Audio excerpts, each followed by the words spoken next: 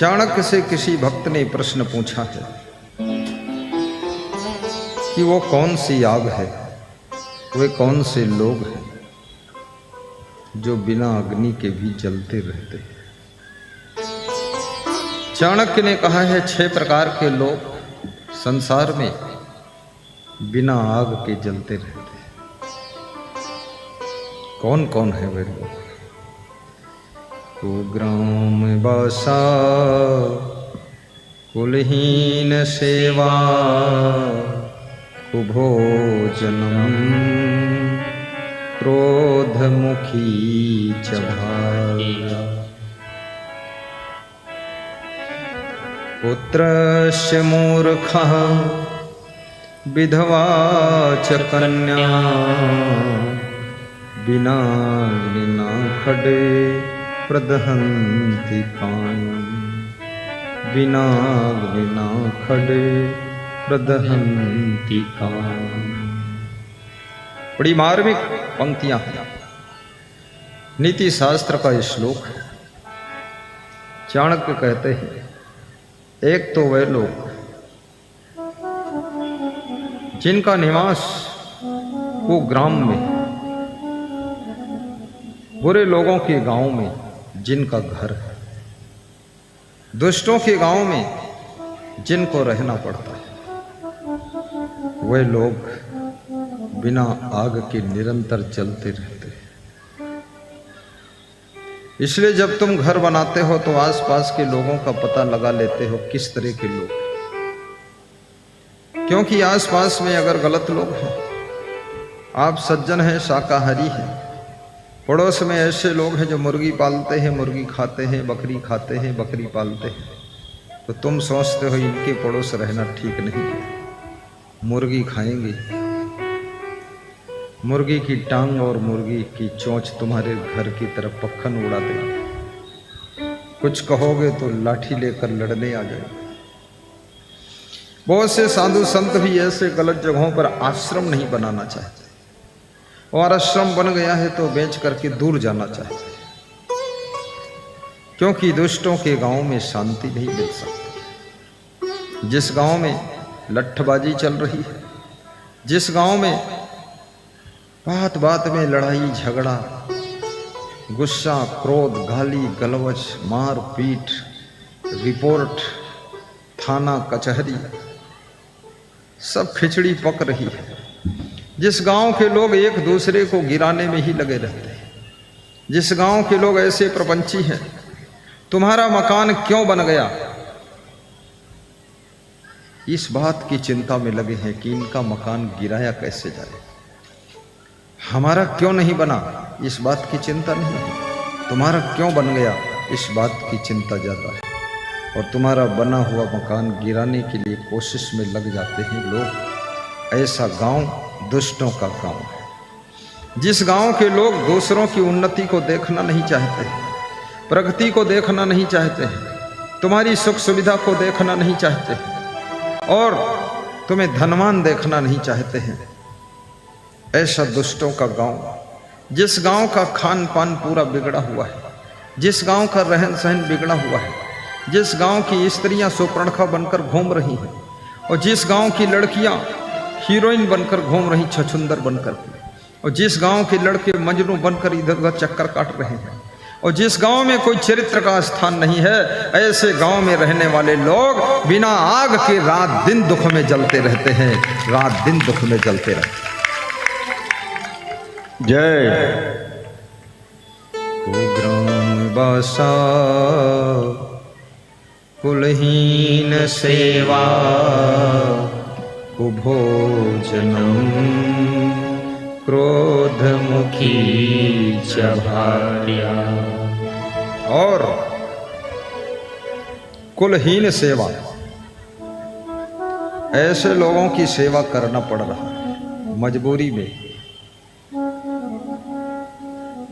जो गुणहीन है, विचारहीन है, कोई संयम नियम नहीं है, जिनके आचरण भ्रष्ट हैं, जिनके बाप दादे भी भ्रष्ट थे, जो खुद भी भ्रष्ट हैं, और उनकी सेवा करना पड़ता है, भ्रष्ट लोगों। याद रखना, शीलम अनारि सेवा, जब भ्रष्ट लोगों की सेवा करते हो धीरे धीरे तुम्हारा शील गुण नष्ट हो जाता है, तुम्हारा चरित्र भी कमजोर हो जाता है। जब किसी महान गुरु की सेवा करते हो, महान संत की सेवा करते हो, कोई पवित्र आत्मा भक्त की सेवा करते हो, तुम्हारे अंदर शील गुण प्रबल रूप से बढ़ता है और तुम धीरे धीरे चरित्रवान बनते चले जाते हो। इसलिए सेवा में भी अंतर होता है। बबूल के पेड़ की सेवा करोगे तो फूलों की खुशबू नहीं मिलेगी, कांटे ही चुभने वाले तुमको मिलेंगे। लेकिन गुलाब के पौधे की सेवा करोगे तो सुगंधित फूलों की खुशबू तुमको प्राप्त होगी। इसलिए सेवा भी महान व्यक्तियों की करनी चाहिए। कुग्राम बसा कुलहीन सेवा,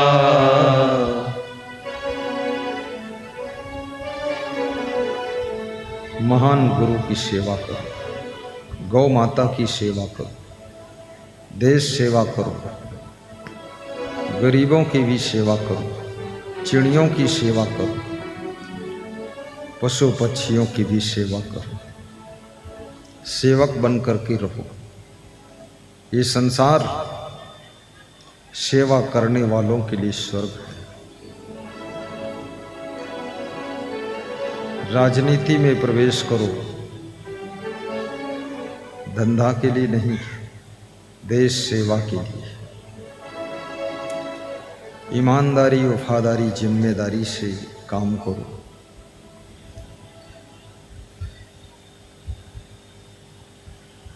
गौ सेवा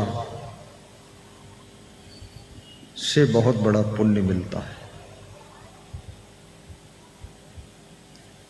और दूध भी मिलता है।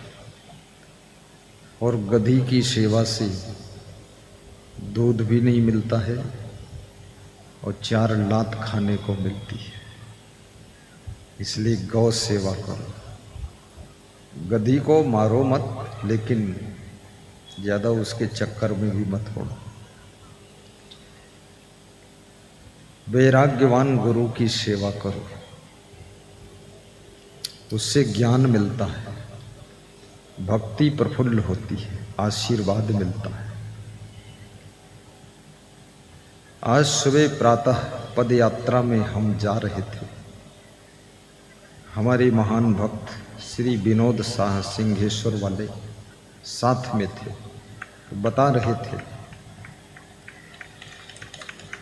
कि इस प्रोग्राम की तैयारी में मैं लगा हुआ था तो हिम्मत कमज़ोर पड़ रही थी।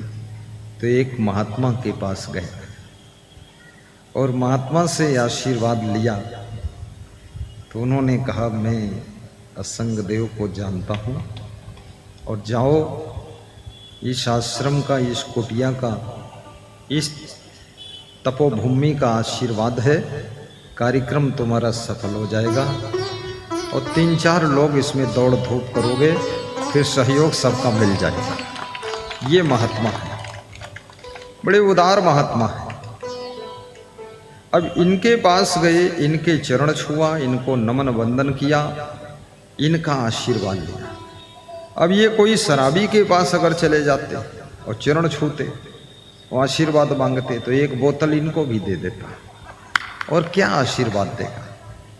ऐसे संत को व्यास गादी धन्यवाद देती है, साहिब बंदगी करती है। नाम क्या है इनका? नाम भी बड़ा सरल है, सतनाम बाबा। सतनाम सतनाम सतनाम बोल, जय करुणामय सतनाम बोल। सतनाम सतनाम सतनाम बोल, जय करुणामय सतनाम बोल। गर्भवास में भक्ति कबूले, गर्भवास में भक्ति कबूले।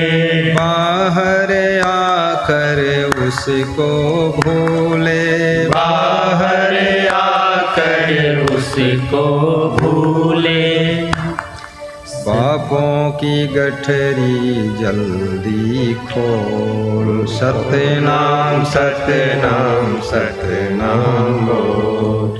पापों की गठरी जल्दी खोल। सत्यनाम सत्यनाम सत्यनाम बोल। जय करुणामय सत्यनाम बोल। जय करुणामय सत्यनाम बोल। ऐसे महान पुरुषों की सेवा करो, उनसे प्रेम करो, स्नेह करो और अपने माता पिता की भी सेवा करो।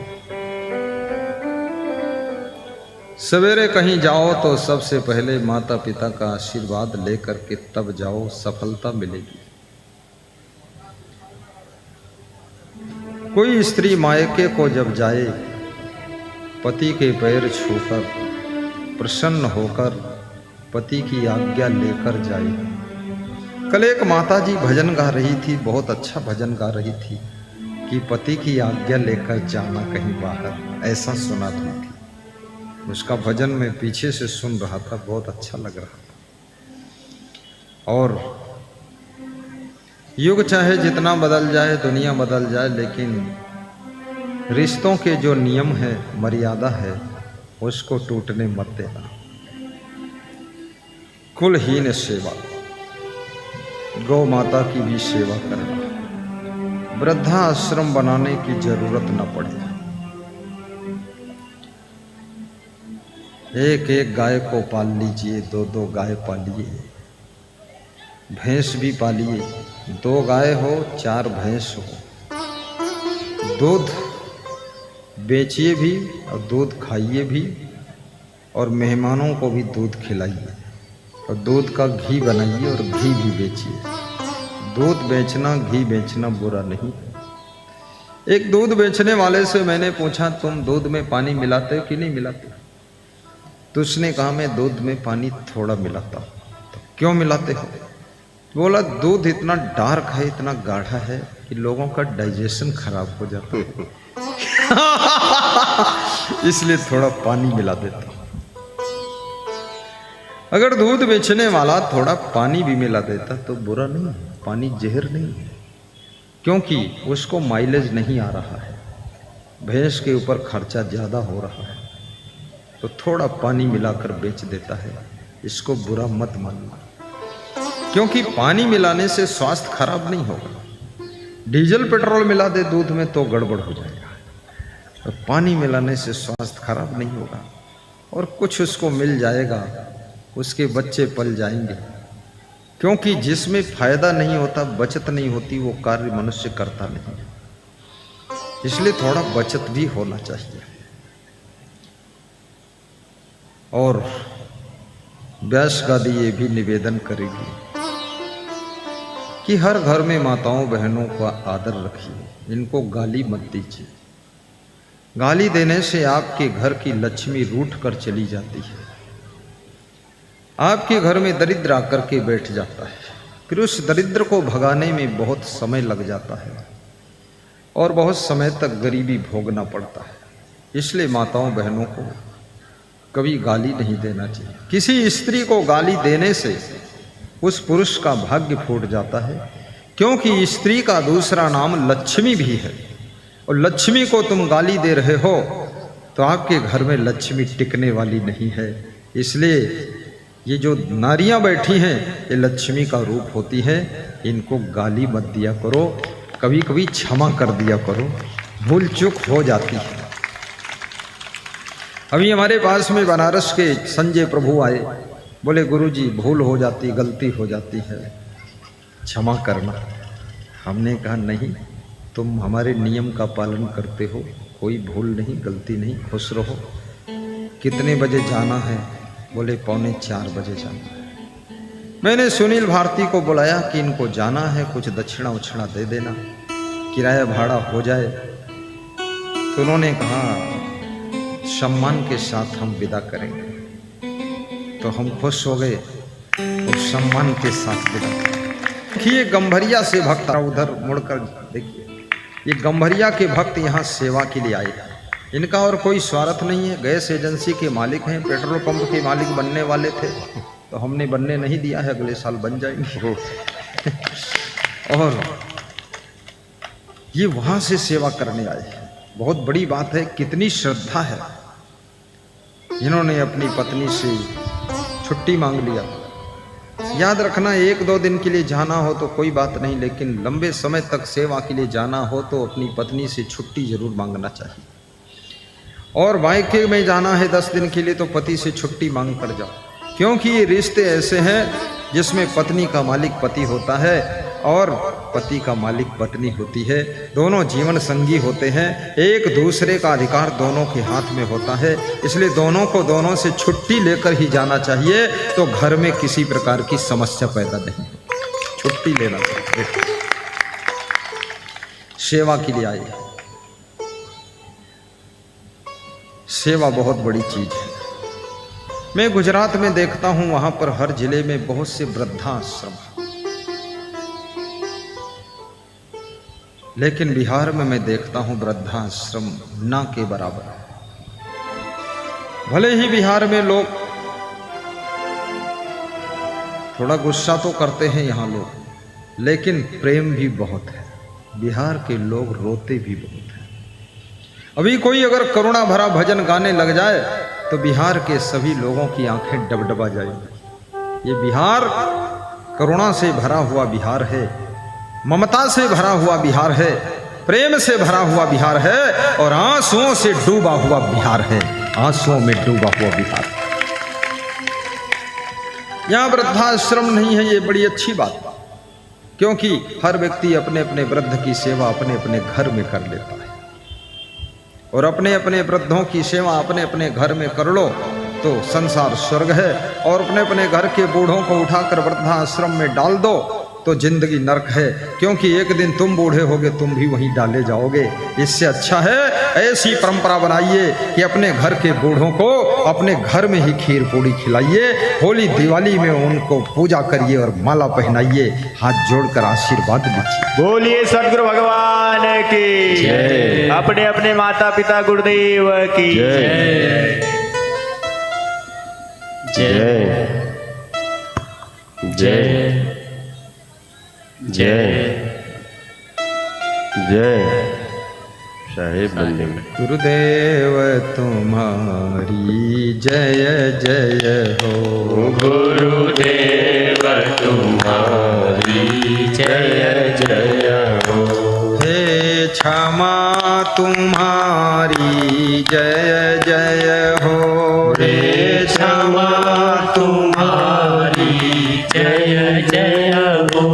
कबीर तुम्हारी जय जय हो। कबीर तुम्हारी जय जय हो। महावीर तुम्हारी जय जय हो। महावीर तुम्हारी जय जय हो। बोलिए सद्गुरु भगवान की जय। आगे 1000 लोगों के बैठने के लिए जगह खाली है।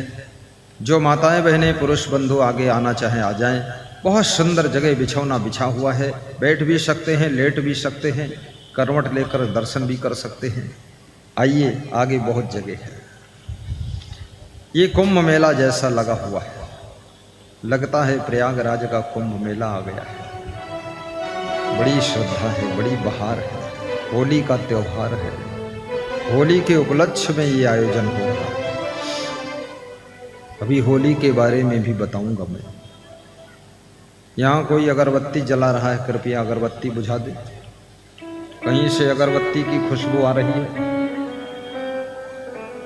जरा पता लगा लीजिए। जिसने अगरबत्ती जलाई हो बुझवा दीजिए। यहाँ कोई अगरबत्ती नहीं जलाएगा। यहाँ तो केवल प्रेम बत्ती जल रही है, ज्ञान बत्ती जल रही है, श्रद्धा की बत्ती जल रही है। यहाँ कोई और बत्ती की जरूरत ही नहीं है। सब बत्ती जिंदगी में बुझ जाना चाहिए, केवल ज्ञान की बत्ती जल जाना चाहिए, तो जिंदगी स्वर्ग हो जाएगी। साहिब बंदगी किसी घर में एक नई नई बहू आती है। बहू पढ़ी लिखी थी, तो उसने अपने पति को ज्ञान देना शुरू कर दिया। 1 साल तक पति को ज्ञान कुछ हुआ नहीं, जैसा का तैसा रहा। लेकिन कहावत है 100 बार फूंकने से गीली लकड़ी भी जल जाती है। तो बार बार ज्ञान दिया, बार बार समझाया कि अपने बूढ़े माता पिता को वृद्धाश्रम में छोड़ दीजिए, इनकी सेवा हम नहीं कर पाएंगे, इनको हम भोजन बनाकर नहीं खिला पाएंगे और इनके हम कपड़े गंदे धो नहीं पाएंगे, इनको पहुंचा दीजिए वृद्धाश्रम। धीरे धीरे पति पत्नी के ज्ञान से प्रभावित हो गया और इतना प्रभावित हुआ कि एक दिन अपने माता पिता को गाड़ी में बिठाकर वृद्धाश्रम छोड़ने के लिए चला गया। जब वृद्धाश्रम छोड़ने के लिए गया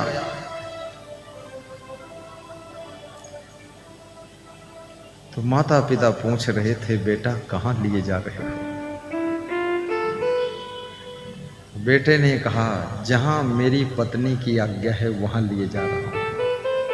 तो तेरी पत्नी की कहाँ के लिए आज्ञा है, मुझे कहाँ पहुंचाओगे? बोले, पिताजी चिंता मत करो, आपको वृद्धाश्रम छोड़ने के लिए हम लिए जा रहे हैं।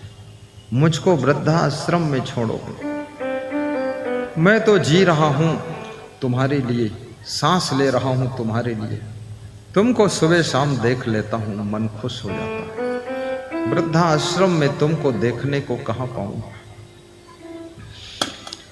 मां रोने लगी कि वृद्धाश्रम, अरे फिर तो मेरा बेटा, मेरी बहू, मेरा पोता पोती हमको देखने को कहाँ मिलेंगे? याद रखना, मनुष्य का शरीर बूढ़ा हो जाता है, कमजोर हो जाता है, बाल पक जाते हैं, लेकिन ये मोह जवान रहता है, ये ममता जवान रहती है।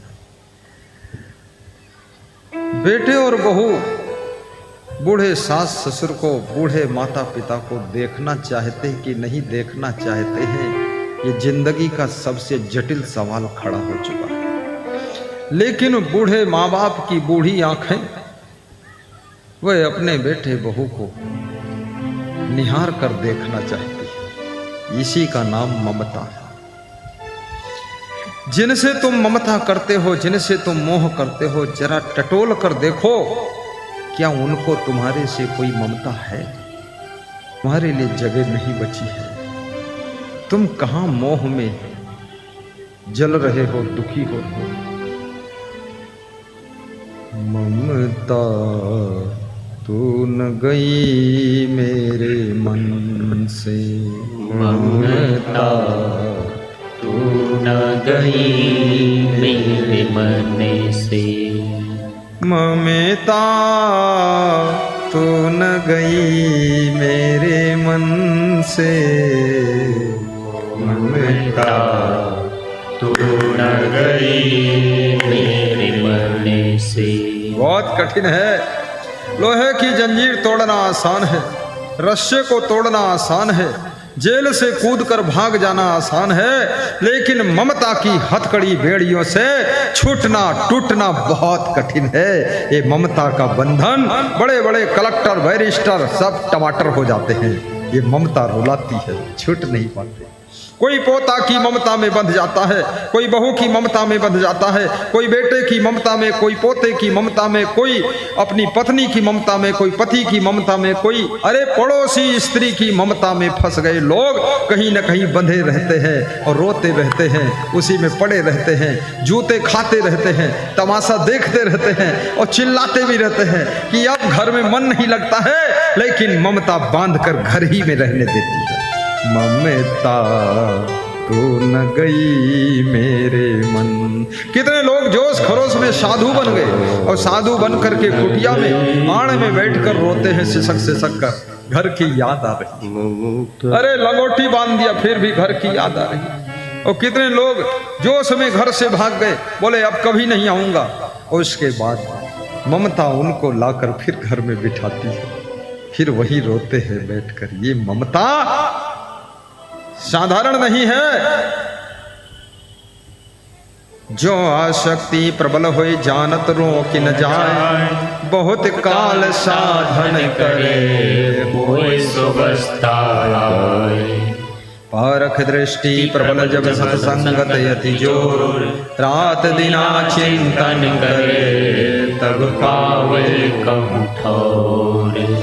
ममता तू न गई मेरे मन से, ममता तू न गई मेरे मन से। पाके बाल पाके केस जन्म के साथी, पाके केस जन्म के साथी, ज्योति गई नैनन से, ज्योति गई नैनन से। ममता तू न गई मेरे मन से, ममता तू न गई मेरे मन से। गा दो और गा दो। तन था के करे कंपन लागे, तन था के करे कंपन लागे। लाज गई नैनन से, लाज गई लोकन से। ममता तू न गई मेरे मन से, ममता तू न गई मेरे मन से।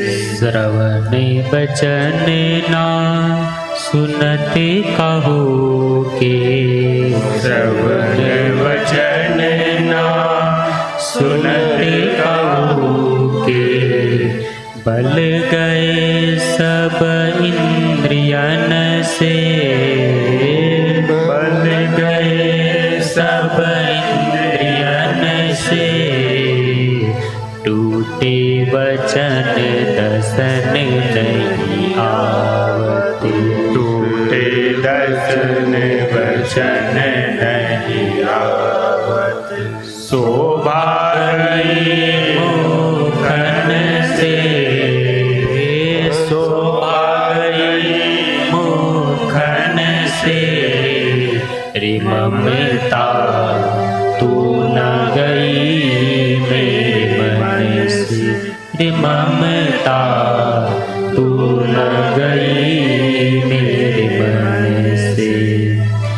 कफवात पीते कठ पर बैठे, कफवात पीते कठ पर बैठे। सत ही बुलावत करते, सत ही बुलावत करते। भाई बंधु सब परम प्यारे, भाई बंधु सब परम प्यारे। नारी निकारते घर से, नारी निकारते घर से। रे ममता तू न गई मेरे मन से, रे ममता तू न गई मेरे मन से। तू न गई मेरे मन से। सुखद सत्संग में शीश झुका के, जब से गुरुवर चरण तिहारे। चंद्रमुख का दर्शन हो गया, ममता दूर सिधारे, ममता दूर सिधारे। कितनी कठिन है ममता, सोचना ईश्वर। मोह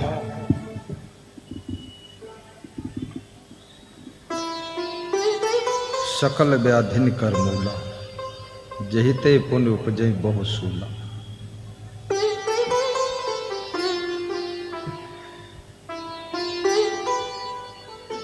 दोनों बूढ़े माता पिता रोने लग जाते और उनका बेटा हंसता हुआ गाड़ी में बिठाकर वृद्धा आश्रम छोड़ने जा रहा है। याद रखना, जो लोग बहुत बूढ़े हो जाते हैं शायद वे अपने घर के बेटे बहू पोता पोती की मोह में अब जी रहे हैं। उनको देख लेते हैं, मन तसल्ली पा जाता है। लेकिन बेटे और बहू यदि कठोर हैं तो अपने घर के बूढ़े सास ससुर माता पिता को अपने आप से दूर कर देते हैं। समय निकालकर घर के बूढ़ों के पास थोड़ा बैठना, समय निकालकर अपने बच्चों के पास बैठना। जब से मोबाइल आया है तब से लोग अपने माता पिता के पास बैठने के लिए भी टाइम नहीं निकाल पाते।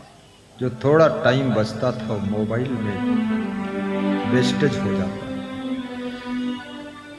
कितने पति लोग अपनी पत्नी के पास बैठकर बातें नहीं कर पाते, मोबाइल में बिजी।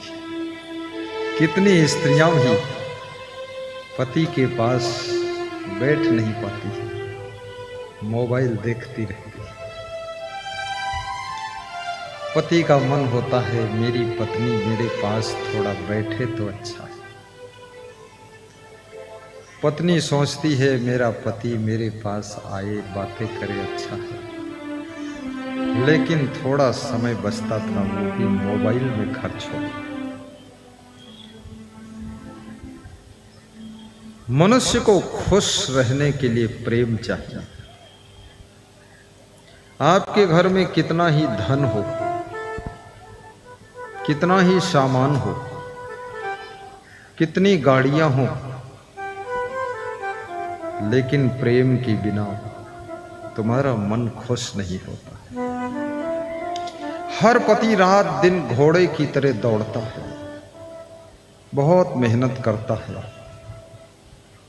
लेकिन सिर्फ इसलिए हमें अपना परिवार पालना। परिवार की तरफ से जब उसको प्रेम नहीं मिलता है तो थकान आ जाती है। व्यास गादी महिलाओं से कहेगी रास्ते में ना बैठे, कृपया बैठाने के लिए कार सेवक पहुंचे, उधर चली जाए। सत्संग को रोके मत, बिगाड़े मत, विवेक से काम करें। रास्ते में जो बैठी हैं उठे, जल्दी उठे, जल्दी उठ जाइए। सुनती क्यों नहीं हो, और सुनती हो तो मानती क्यों नहीं हो? चलो उठो उठो जल्दी। जब तक उठोगे नहीं सत्संग आगे बढ़ेगा नहीं। वहाँ पैर हिलाने से काम नहीं चलेगा, खुद उठ के जाना पड़ेगा। वहाँ हाले डोले से काम नहीं चलेगा। उधर चली जाओ, जल्दी जाओ, सब उठ के चली जाओ तो और दूसरे आएंगे इधर बैठे। जल्दी दौड़ के जाओ, धीरे धीरे क्यों चलती हो? छलांग मारो, कूदो, निकलो, जाओ। हाँ, थोड़ा छलांग वाला होना चाहिए। चलिए उठिए, रास्ते से उठा दीजिए और उठाइए। ये बिना विवेक के बैठती है सब। उठो उठो, जल्दी उठो, वहीं जाओ, वहीं उठाओ जाके। रास्ता जाम हो जाएगा, क्या कर रहे हो तुम लोग? आखिर मैं प्रवचन करूं कि मैं वहां उठाऊं तो तुम करो आकर। हटाओ इनको, जल्दी हटाओ, रास्ते में कोई नहीं बैठेगा। भीड़ ज्यादा नहीं है, भीड़ बहुत है, लेकिन विनोद शाह जैसा व्यक्ति बैठाने के लिए जाना चाहिए, यहां बैठना नहीं चाहिए। सुनील जैसा उप मुखिया खाम खां बैठा है, जाइए बैठाइए।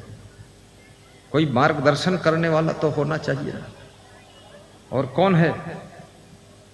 घूमते रहो, सबको हाथ जोड़कर इधर लेकर के आओ, रास्ते में कोई नहीं बैठेगा। बस ताली बजा दो एक बार।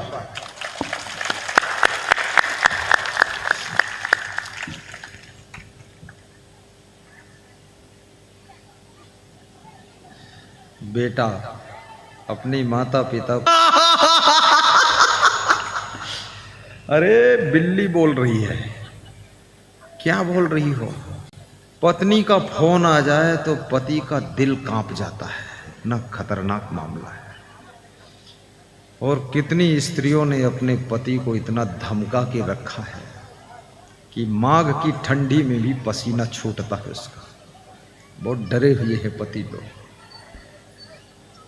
घर से बाहर निकलते हैं तो मूंछ पे ताव धरते हैं, तो घर के अंदर जब पहुंचते हैं तो मूंछ को नीचा कर लेते हैं।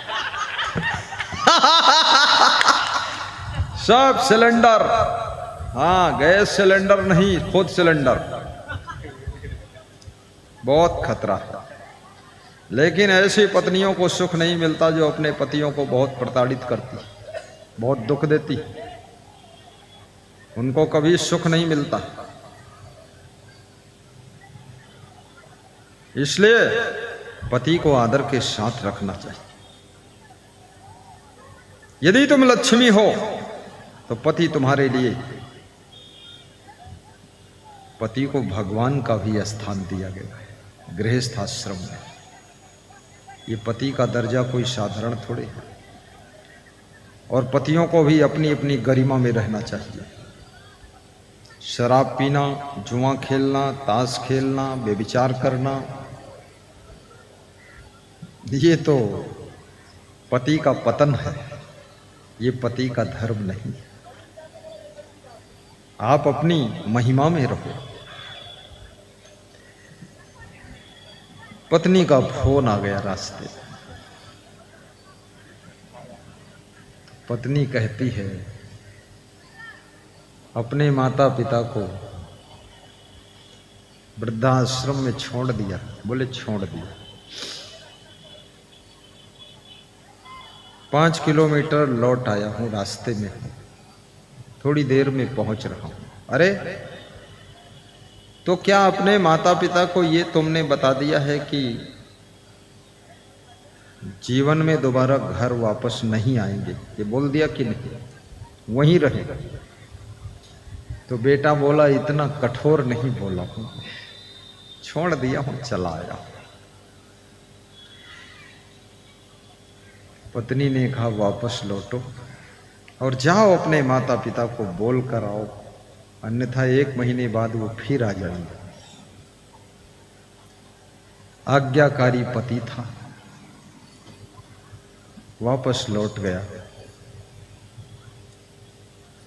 माता पिता को रोता हुआ छोड़कर गया था, लेकिन जब दोबारा वापस लौट कर गया तो वहां का सीन था बदला हुआ था, नजारा बदला हुआ था। उसके बूढ़े माता पिता वृद्धाश्रम के मैनेजर के साथ बैठकर गप कर रहे थे और हंस रहे थे और ताली बजाकर मस्त बात कर रहे थे। दुख भी ज्यादा समय तक नहीं रहता है, याद रखना। दुख का असर भी धीरे धीरे कम हो जाता है। कोई भी दुख हो, आज का ताजा दुख जो आज है कल हल्का होगा, परसों और हल्का होगा। तुम्हारे घर चोरी हो गई, उसका आज जो दुख है ये कल नहीं रहेगा।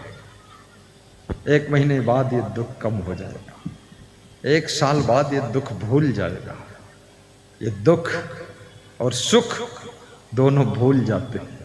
ये हमेशा प्रबल रूप से आपको प्रभावित नहीं कर सकते। बड़ी घटना हो गई है। अब वो बेटा चिंतित हो गया, क्योंकि जब माता पिता को छोड़कर गया था तो वो रो रहे थे, और आधा घंटे बाद लौट कर आया तो देखा वो हंस रहे हैं। आहा, हंस रहे। और वृद्धाश्रम के मैनेजर के साथ गप कर रहे। ये बिहार में कहते ना गप करना, गप माने बात करना ना, बात कर रहे और ताली बजाकर हंसने। ये लगे माँ बाप है। बोले लगे और सगे क्या होते? बोले तुझको अनाथ आश्रम, वृद्धाश्रम, अनाथ आश्रम दोनों ज्वाइंट आश्रम है। यहां पर तुझको कोई अपरिचित व्यक्ति छोड़ गया था, तो केवल 6 महीने का था, यहां छोड़ गए थे। और यही तेरे गार्जियन, ये जो माँ बाप बनकर बैठे हैं वृद्धाश्रम पर पड़े हैं अनाथ आश्रम में, ये तुझको यहां से ले गए थे। इन्होंने तेरे को पढ़ाया लिखाया, बड़ा किया, शादी किया, मकान बना दिया, 20 एकड़ जमीन दे दिया, नौकरी तुझको मिल गई। तो हम लोग ये बात कर रहे थे, इसी अनाथ वृद्धाश्रम से इस बालक को तुम लेकर गए थे और इस बालक को सनाथ बना दिया, इसको मकान भी दिया, इसको जमीन दिया, इसको पढ़ा लिखा कर नौकरी करा दिया, और इसी अनाथ वृद्धाश्रम में यही बेटा आपको यहाँ छोड़ने आया है, छोड़ गया है। इसलिए गप चल रही थी कि बड़ा नालायक संसार है, जिसको सनाथ बना दिया उसने हमको अनाथ बना दिया। इसलिए हम लोग हंस रहे थे। बहुत बड़ी बात है। तो बेटे को दुख लगा। बेटे ने तुरंत अपनी पत्नी को फोन किया कि ऐसी ऐसी कंडीशन है, ऐसी ऐसी बात है।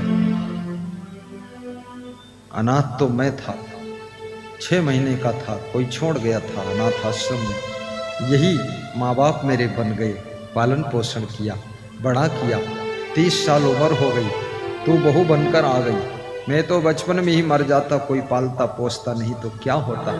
तो इनको आज मैंने अनाथ कर दिया, मुझे दुख लग रहा है। उनको ले आऊं क्या? अगर मैं जिंदा नहीं रहता तेरा पति कैसे बनता? तो पत्नी का मन भी पिघल गया। बोले ले आइए फिर। हाथ जोड़कर कहा पिताजी वापस चलिए, माँ वापस चलिए। तो बूढ़े माँ बाप हंसने लगे। बोले हाथी के निकले हुए दांत अब अंदर नहीं होते हैं, और घर से निकला हुआ बूढ़ा अब घर के अंदर नहीं आता। अब ऐसी ही जिंदगी ठीक है। संसार का ज्ञान प्रवचन से नहीं हुआ, सत्संग से नहीं हुआ, रामायण भागवत से नहीं हुआ, लेकिन मेरी बहू ने मुझको पूर्ण ज्ञान करा दिया कि संसार क्या है। अब हम समझ गए। अब यही भजन करेंगे, यही जिंदगी बिता लेंगे, अब घर वापस नहीं जाएंगे। अब सोचिए,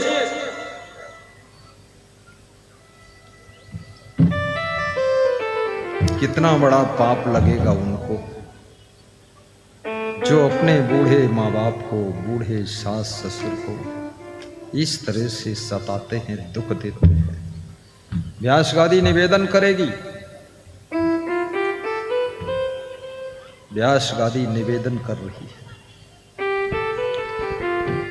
बूढ़ों का आदर करना, बूढ़ों का सम्मान करना, और बूढ़ों से भी व्यास गादी प्रार्थना करती है, बस एक पॉइंट सीख लेना कि अपने घर में कम बोलना, चिड़चिड़ चिड़चिड़ मत करना, और गुस्सा मत करना, संतोष करना, और बेटे बहुओं की प्रशंसा करना। अब ज्यादा तर्क वितर्क मत करना, नाराज मत होना, प्रसन्न रहना।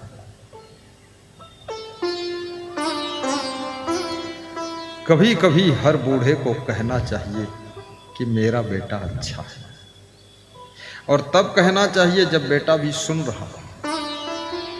और कभी कभी ये भी कहना चाहिए सास ससुर की, मेरी बहू कलयुग को देखते हुए बहुत अच्छी है। ये शब्द बेटे और बहू को चार्ज कर देंगे, सेवा करने के लिए शक्ति दे देंगे। याद रखना, हर व्यक्ति दो शब्द प्रशंसा के सुनना चाहता है, धन्यवाद के शब्द सुनना चाहता है। इसलिए बूढ़ों को धन्यवाद देना चाहिए और बूढ़ों को आशीर्वाद भी देना चाहिए और बूढ़ों को वाद विवाद नहीं करना चाहिए, घर को आह्लाद से भर देना चाहिए। बोलिए सद्गुरु भगवान की जय।